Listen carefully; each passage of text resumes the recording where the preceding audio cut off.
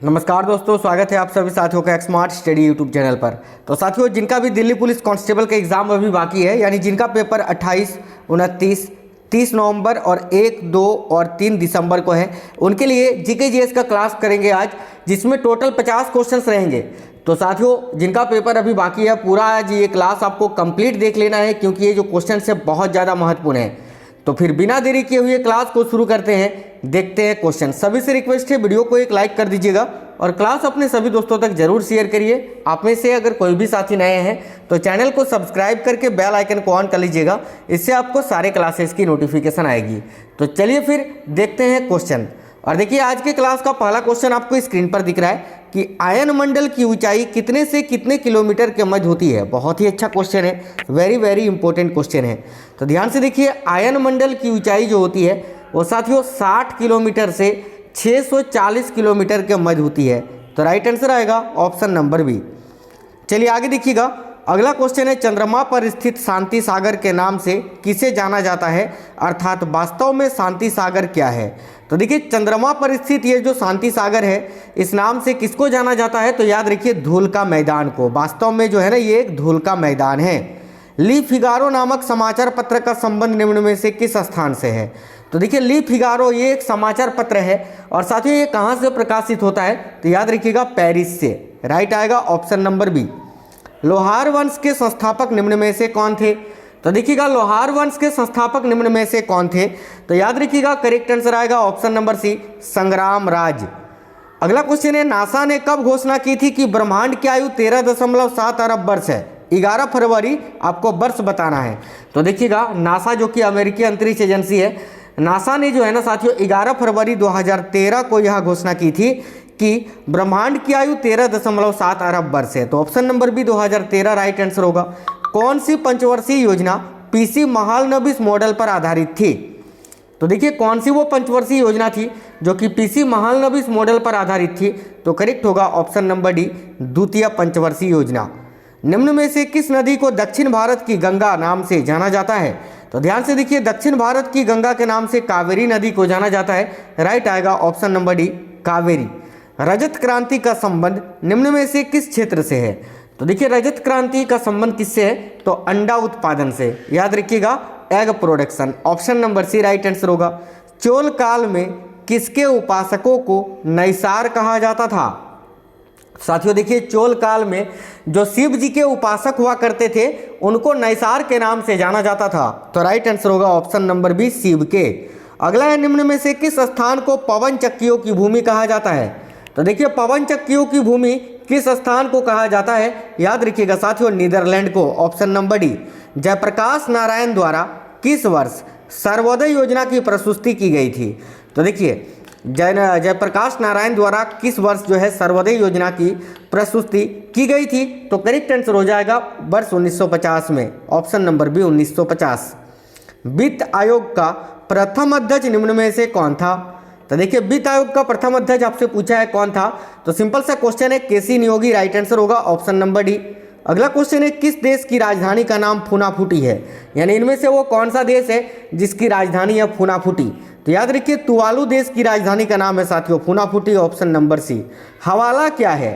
देखिए, हवाला किसे कहते हैं, तो याद रखना विदेश मुद्रा विनिमय का अवैध कारोबार। Option number B. किसने कहा है कि मराठों का उदय आकस्मिक अग्निकांड की भांति हुआ। तो इस कथन को कहा था साथियों ग्रांट डफ ने। राइट आएगा ऑप्शन नंबर ए, ग्रांट डफ। पानीपत के तृतीय युद्ध में मारे जाने वाले दो महत्वपूर्ण सैन्य सरदार कौन थे। देखिए, पानीपत का जो तीसरा युद्ध है वो 1761 में हुआ था और इस युद्ध में कौन से दो मराठा सरदार मारे गए थे। तो देखिएगा, बहुत ही अच्छा क्वेश्चन है। ठीक है, दो सैन्य सरदार कौन थे, तो यहाँ आपका करेक्ट आंसर क्या हो जाएगा, याद रखिएगा विश्वास राव और Sadashiv Rao Bhau. Option number A. Ranjit Singh ने सुप्रसिद्ध कोहिनूर हीरा किससे प्राप्त किया था। तो देखिए, महाराजा रंजीत सिंह ने सुप्रसिद्ध कोहिनूर हीरा जो है ये शाह शुजा से प्राप्त किया था साथियों। ऑप्शन नंबर ए राइट आंसर होगा।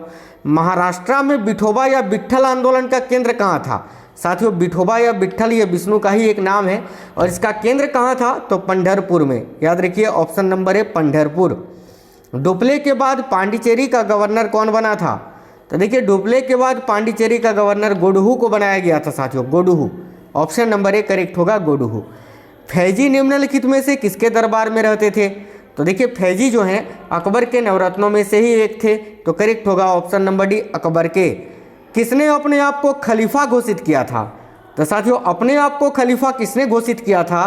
तो देखिए करेक्ट हो जाएगा ऑप्शन नंबर डी मुबारक खिलजी ने, मुबारक शाह खिलजी ने, है ना। आगे देखिएगा जब्ती प्रणाली किसकी उपज थी? तो साथियों जब्ती प्रणाली जो है ये शेर शाह सूरी की उपज थी, याद रखिएगा, सूरी वंश के संस्थापक शेर शाह सूरी की। त्रिरत्न सिद्धांत जो है समक्य धारणा, समक्य चरित्र और समक्य ज्ञान, ये किस धर्म की महिमा है? तो ये साथियों जैन धर्म की महिमा है, ऑप्शन नंबर सी जैन धर्म। हड़प्पा के लोगों की सामाजिक पद्धति कैसी थी? तो देखिए जो हड़प्पा के लोग थे उनकी सामाजिक पद्धति कैसी थी? याद रखिएगा उचित समतावादी, ऑप्शन नंबर ए। अमरकोट या उमरकोट के राजा बीरसाल के महल में किस मुगल बादशाह का जन्म हुआ था? तो साथियों उमरकोट के राजा बीरसाल के महल में अकबर का ही जन्म हुआ था ना, सिंपल सा क्वेश्चन है, ऑप्शन नंबर सी राइट होगा अकबर का। माई एक्सपेरिमेंट विथ ट्रूथ के रचनाकार कौन है? तो माई एक्सपेरिमेंट विथ ट्रूथ के रचनाकार कौन है? देखिए करेक्ट होगा महात्मा गांधी जी, ऑप्शन नंबर ए। प्राचीन भारत में निष्क से किसको जाना जाता था? यानी प्राचीन भारत में निष्क के नाम से किसको जाना जाता था? तो राइट होगा साथियों ऑप्शन नंबर ए स्वर्ण आभूषण को। अगला है इंडियाज इज फॉर सेल नामक पुस्तक किसने लिखी है? तो देखिए इंडियाज इज फॉर सेल नामक पुस्तक के लेखक है जेबी कृपलानी जी, करेक्ट होगा ऑप्शन नंबर सी जेबी कृपलानी। ऊर्जा संरक्षण अधिनियम कब से प्रभावी हुआ है?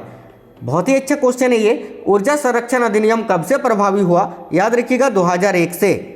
भारत एवं पाकिस्तान के मध्य चलने वाली समझौता एक्सप्रेस जो चलती थी अभी बंद है, ये कहाँ से कहाँ तक चलती थी? तो अटारी से लाहौर के बीच में। अगला है पोटावार पठार निम्न में से किस देश में स्थित है? तो साथियों पोटावार का जो पठार है ये पाकिस्तान में स्थित है, याद रखिए ऑप्शन नंबर डी पाकिस्तान।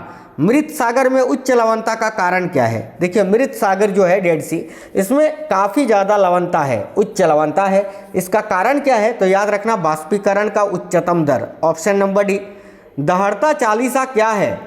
देखिए दहाड़ता चालीसा ये क्या है? तो दक्षिणी गोलार्ध में 40 डिग्री अक्षांश के पास चलने वाली तेज हवा। आगे देखिएगा शिकार के लिए हार्पून का प्रयोग कौन सी जनजाति करती है? तो देखिए शिकार के लिए हार्पून का प्रयोग करने वाली जो जनजाति है वो है साथियों एस्किमो, ऑप्शन नंबर ए।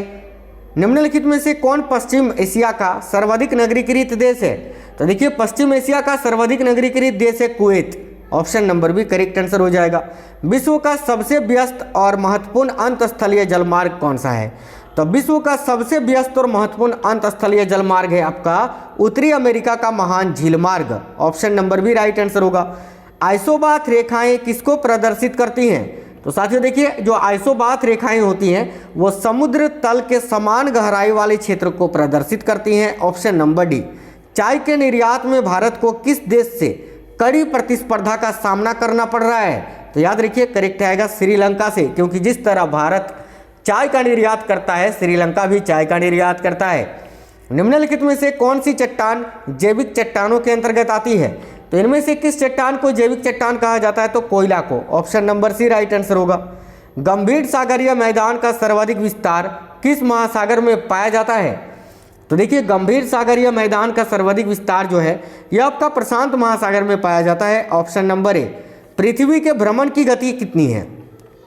तो साथियों देखिए पृथ्वी के भ्रमण की गति है 27 किलोमीटर पर minute, option number A correct answer हो जाएगा। निम्नलिखित में से कौन सा ग्रह सूर्य और पृथ्वी दोनों से सर्वाधिक दूरी पर स्थित है? तो देखिए इनमें से कौन सा ग्रह है जो कि सूर्य और पृथ्वी दोनों से सर्वाधिक दूरी पर है? तो नेपच्यून यानी वरुण ग्रह।